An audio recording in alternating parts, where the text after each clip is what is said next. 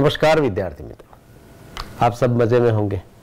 इससे पहले आपने कच्छ की सैर पूरी कर ली है। आज हम एक मजेदार और एक बहुत ही बड़ी सीख देने वाली कविता यहाँ पर पढ़ने वाले हैं और इस कविता का शीर्षक है मत बांटो इंसान को। और इसके जो कवि है विनय महाजन, उन्होंने बहुत ही मार्मिक तरीके से और भिन्न भिन्न रूपकों के जरिए हमें एक रहने के लिए, हमारे जीवन में समानता का भाव लाने के लिए हर बार ये आग्रह किया है, समझाने का प्रयत्न किया है। तो आइए पहले इस कविता का आदर्श पठन करते हैं। मंदिर मस्जिद गिरजा घर ने बांट लिया भगवान को, धरती बांटी सागर बांटा, मत बांटो इंसान को। अभी राह तो शुरू हुई है, मंजिल बैठी दूर है, उजियाला महलों में बंदी, हर दीपक मजबूर है। मिला न सूरज का संदेशा, हर घाटी मैदान को, धरती बांटी सागर बांटा, मत बांटो इंसान को। अब भी हरी भरी धरती है, ऊपर नील वितान है, पर न प्यार हो तो जग सूना, जलता रेगिस्तान है। अभी प्यार का जल देना है हर प्यासी चट्टान को, धरती बांटी सागर बांटा, मत बांटो इंसान को। साथ उठे सब तो पहरा हो, सूरज का हर द्वार पर, हर उदास आंगन का हक हो, खिलती हुई बहार पर। रौंद न पाएगा फिर कोई मौसम की मुस्कान को, धरती बांटी सागर बांटा, मत बांटो इंसान को। तो बाल दोस्तों, आपने इस कविता का श्रवण सुनकर ही आपको पता चल गया है कि यहाँ पर कवि हमें बांटने के लिए मना कर रहे हैं। तो इस कविता को हम अच्छे से समझेंगे, लेकिन उससे पहले इस कविता का श्रवण करते हैं।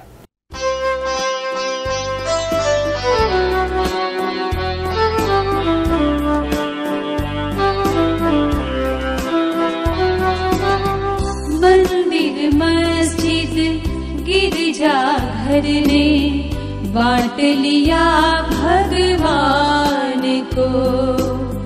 मंदिर मस्जिद गिरजा घर ने बांट लिया भगवान को। धरती बांटी सागर बांटा, धरती बांटी सागर बांटा, मत बांटो इंसान को। मंदिर मस्जिद गिरजा घर ने बांट लिया भगवान को।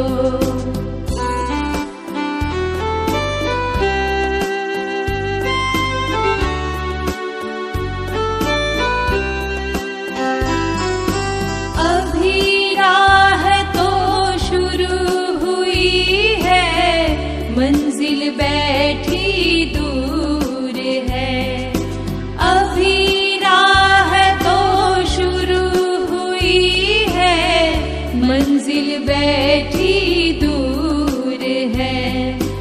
उजियाला महलों में बंदी, हर दीपक मजबूर है। मिला न सूरज का संदेशा, हर घाटी मैदान को। मिला न सूरज का संदेशा, हर घाटी मैदान को। धरती बांटी सागर बांटा, मत बांटो इंसान को।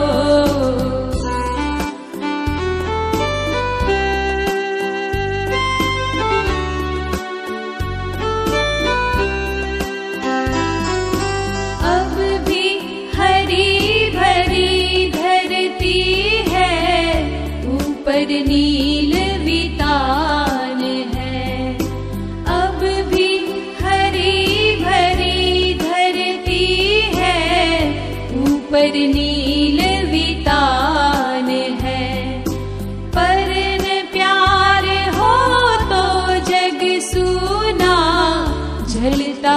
रेगिस्तान है। अभी प्यार का जल देना है हर प्यासी चट्टान को। अभी प्यार का जल देना है हर प्यासी चट्टान को। धरती बाटी सागर बाटा, मत बाटो इंसान को।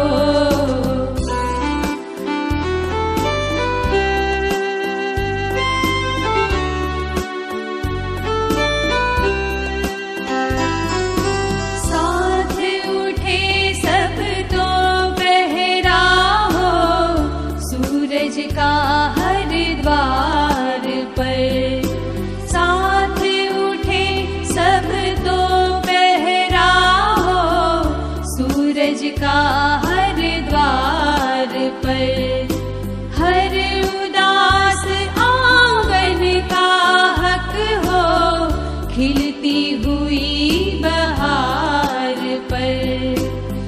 रोंद न पाएगा फिर कोई मौसम की मुस्कान को।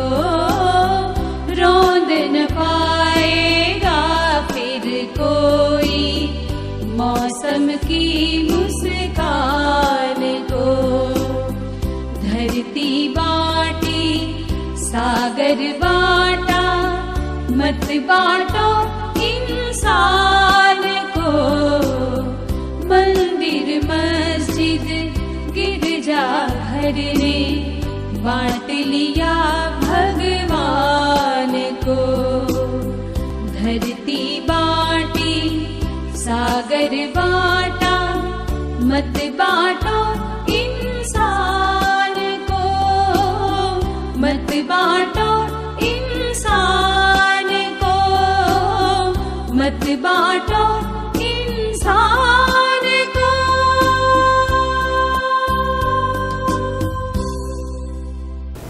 बाल दोस्तों, आपने कविता सुनी, आपको बहुत ही मजा आया होगा।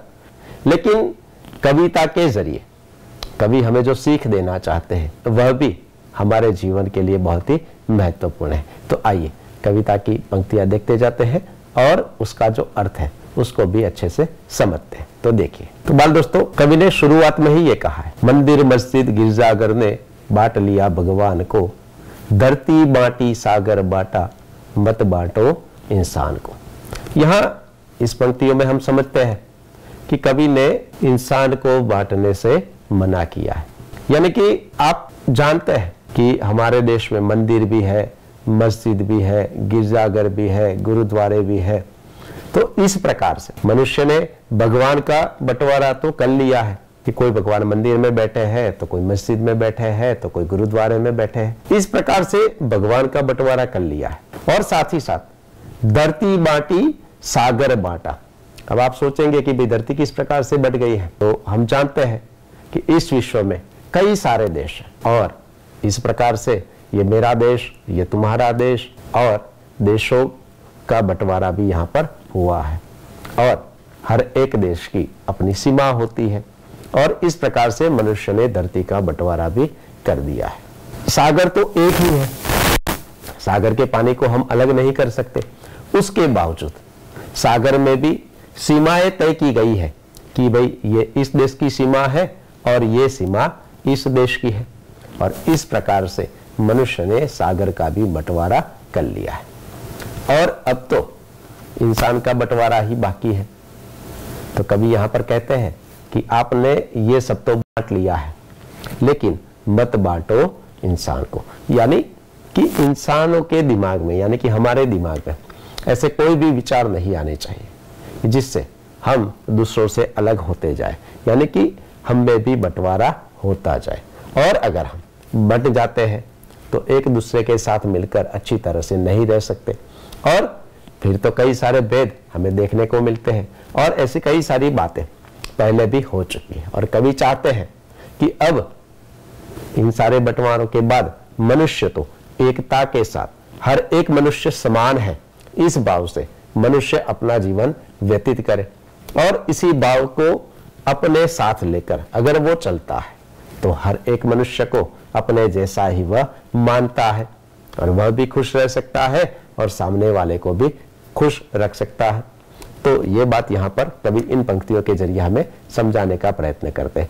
यहाँ इन पंक्तियों में कुछ नए शब्द भी आए हैं जो भी हम यहाँ समझेंगे। पहले अगली जो पंक्तियां है उसको देख लेते हैं। अभी राह तो शुरू हुई है, मंजिल बैठी दूर है, उजियाला महलों में बंदी, हर दीपक मजबूर है। देखिए कवि यहाँ पर हमें इस बात को समझाते हैं कि अभी राह तो शुरू हुई है, यानी कि चलने की शुरुआत तो अभी हुई है। आज तक तो कई सारे भेद थे, लेकिन समानता का भाव सबके दिमाग में हो या सब मनुष्य समान बने, इस भाव की शुरुआत तो अभी हुई है और अभी तो हमें कई दूरी पर जाना है, यानी कि हमारी मंजिल तो बहुत दूर है। कभी यहां पर हमें यह समझाते हैं कि राह यानी कि रास्ता शुरू हुआ है लेकिन कठिन है और मंजिल तो बहुत दूर है, वहां तक हमें जाना है। और अगर हम ये नहीं करते हैं, दूसरी पंक्ति में कवि कहते हैं उजियारा महलों में बंदी, हर दीपक मजबूर है, यानी कि जो अमीर लोग हैं उनके घरों में तो बिजली देखने को मिलती है, लेकिन जो अब भी गरीब है उनको बिजली नहीं मिल पाती, यानी कि उनको तेल के दिए से ही काम चलाना पड़ता है। तो ये बहुत बड़ा संदेश इन पंक्तियों के जरिए कवि हमें दे रहे हैं कि एक अमीर और एक गरीब, ये जो असमानता का भाव है उसको हमें मिटाना है और हर एक मनुष्य समानता या समान भाव से रहे, इस दिशा में हमारे देश को हमें आगे ले जाना है। तो आइए इन पंक्तियों में प्रयुक्त ये शब्द भी समझते हैं। देखिए यहां हमने एक शब्द देखा राह, उसका अर्थ है रास्ता या मार्ग।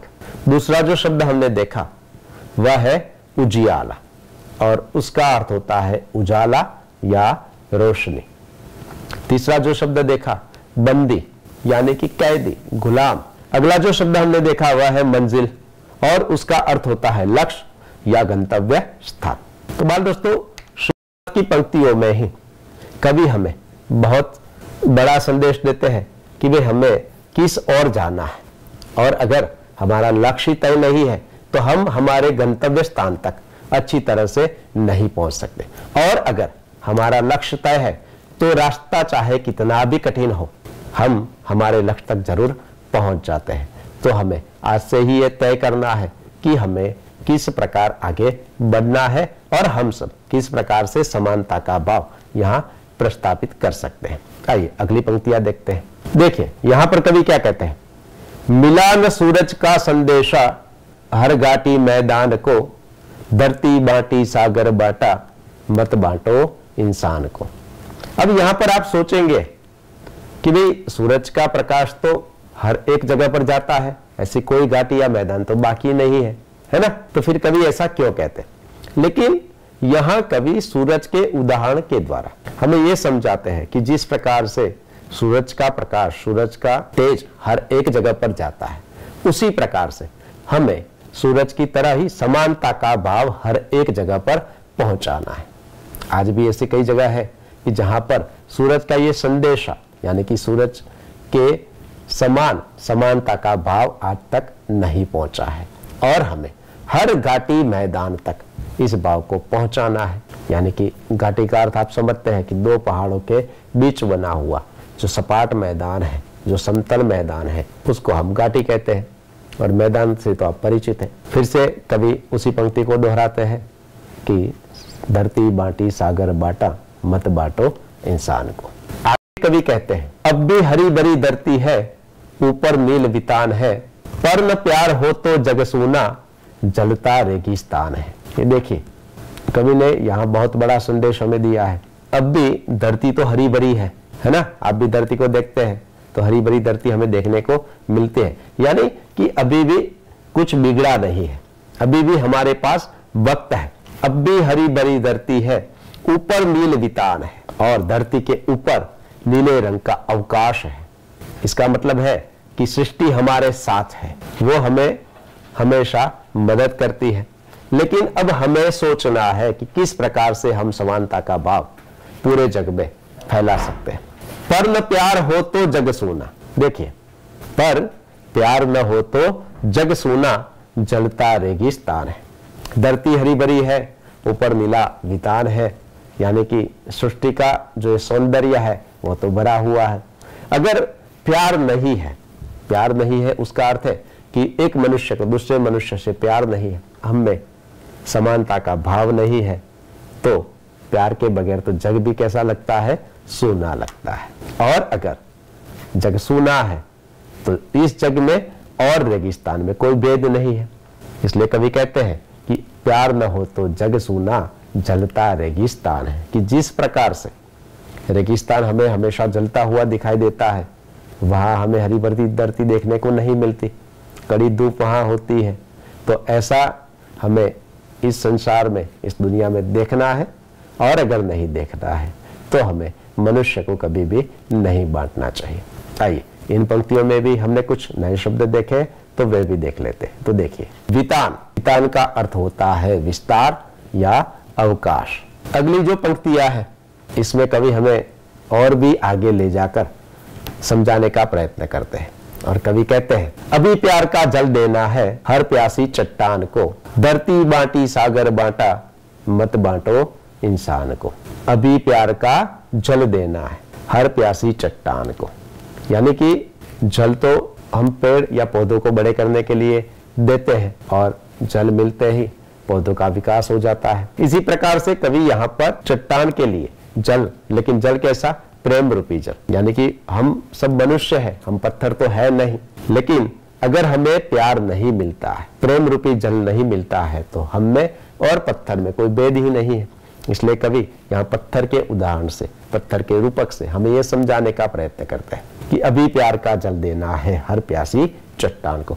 यानी कि संसार में ऐसे कई सारे मनुष्य हैं जो कई अभावों के बीच जी रहे हैं, उनके साथ असमानता का व्यवहार किया जाता है।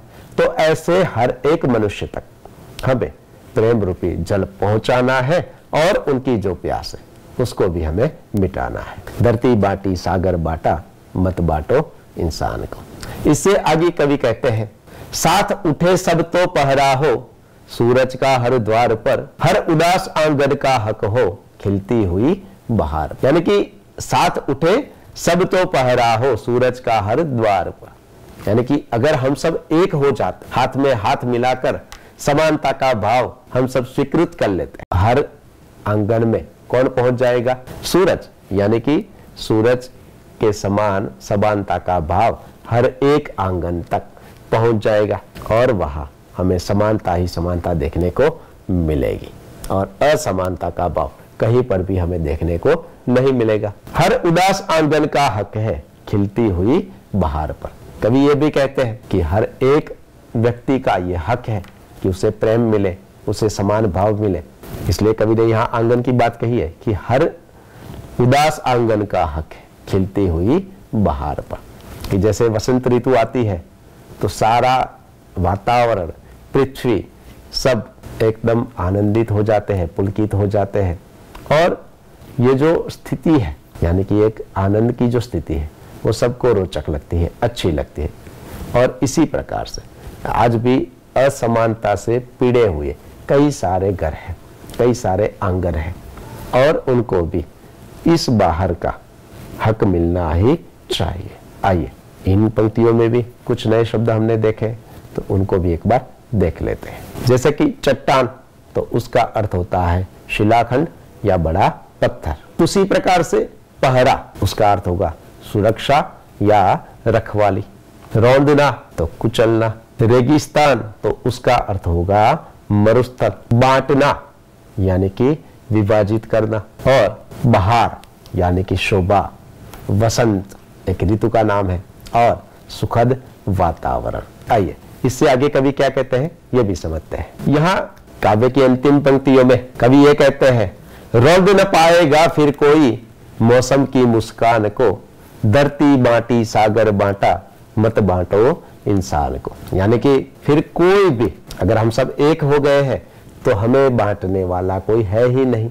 जिस प्रकार से हर एक आंगन तक बाहर यानी कि सुखद वातावरण वसंत पहुंचती है तब उसे कोई दुखी नहीं कर सकता।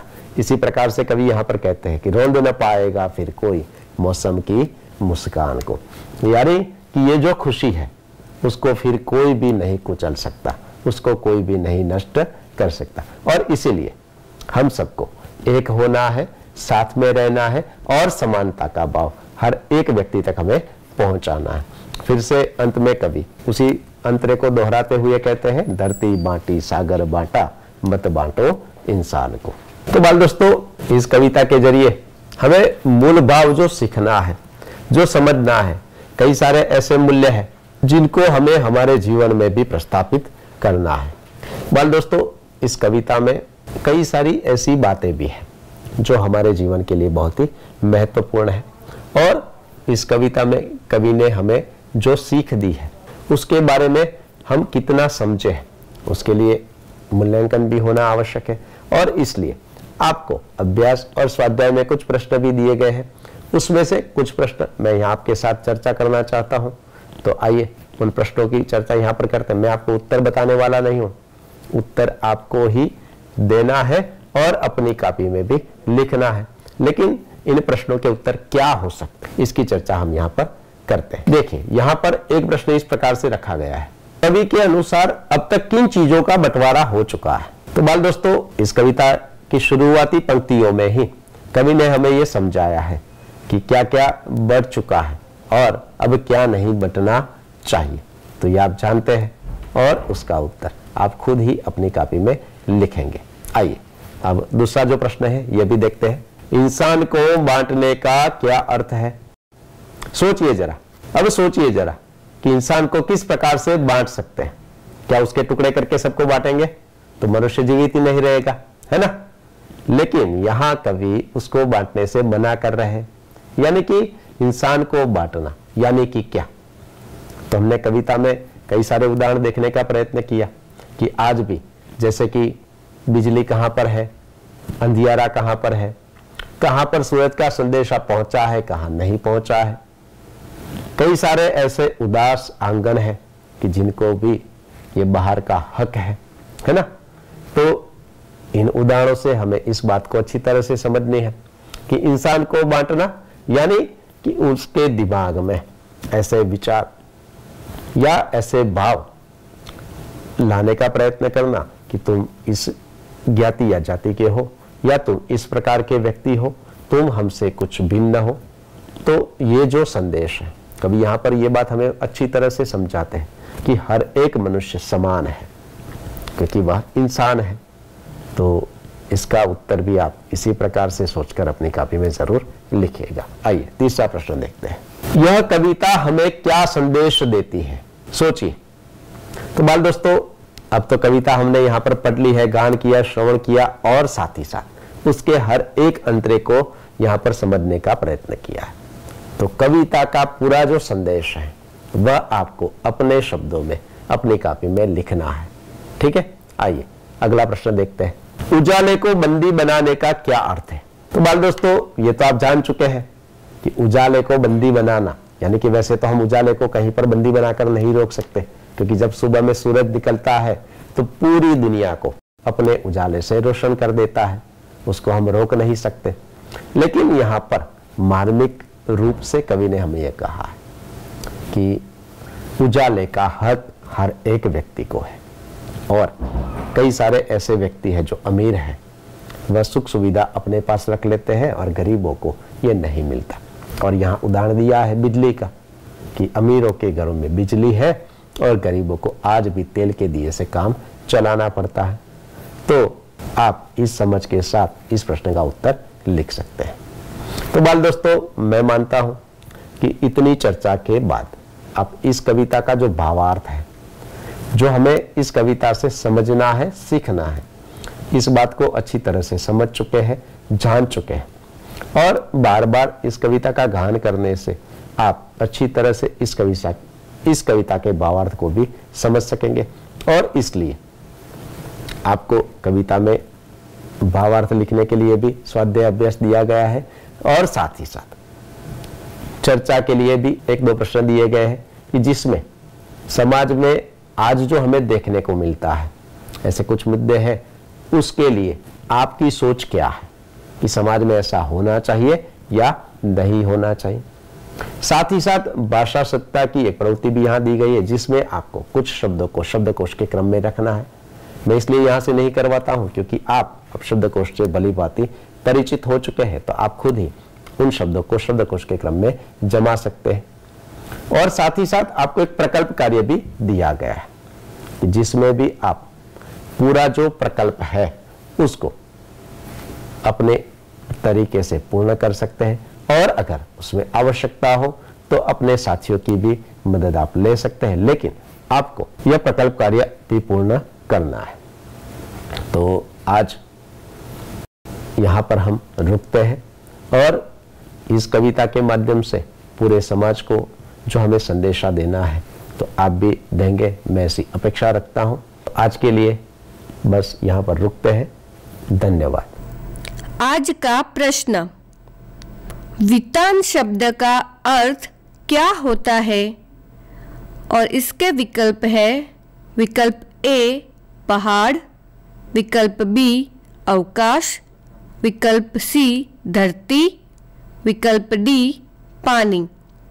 आपको सही विकल्प चुनकर इस टोल फ्री नंबर पर उत्तर भेजना है 6 3 5 7 3 9 9 4 8 0।